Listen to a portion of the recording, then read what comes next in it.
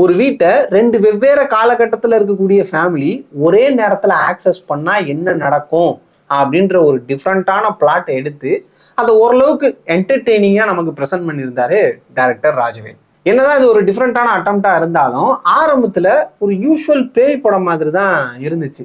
ஒரு வீட்டுக்கு அவங்க குடி போறது, அங்க நடக்கிற அமானுஷிய விஷயங்களு, அதாவது அந்த ஹஸ்பண்ட் காலையில வேலைக்கு போயிடுவாப்புல, ஹீரோயின் மட்டும் தான் வீட்டுல இருப்பாங்க, அவங்கள பேய் பயம்புறுத்தும். கடைசியில ஹீரோ வேலை முடிச்சு வந்தது ஹீரோயின் சொல்லுவாங்க, ஒரே அமானுஷமா நம்ம வீட்டுல நடக்குது, என்னன்னு தெரியல, நம்ம வீட்டுல பேய் இருக்குன்னா நம்மால உடனே டக்குன்னு மிடில் கிளாஸ்ல இருக்கவங்க வீடு வாங்குறது எவ்வளவு கஷ்டம்னு உனக்கு தெரியுமா அப்படின்னு இவர் ஒரு கிளாஸ் எடுக்கிறதுக்கு அதுக்கு அந்த ஹீரோயின் காண்டாய், எப்பா இங்க பேய் எல்லாம் ஒண்ணும் இல்ல, நான் அது கூட குடும்பம் தெரியும் டைலாக் தாக்க முடியல அப்படின்ற அளவுக்கு ஒரு சில சீன்ஸ் எல்லாம் அது கூட பரவாயில்ல. அதாச்சும் பேய் வந்துச்சுன்னு சொல்லும் அந்த அம்மா.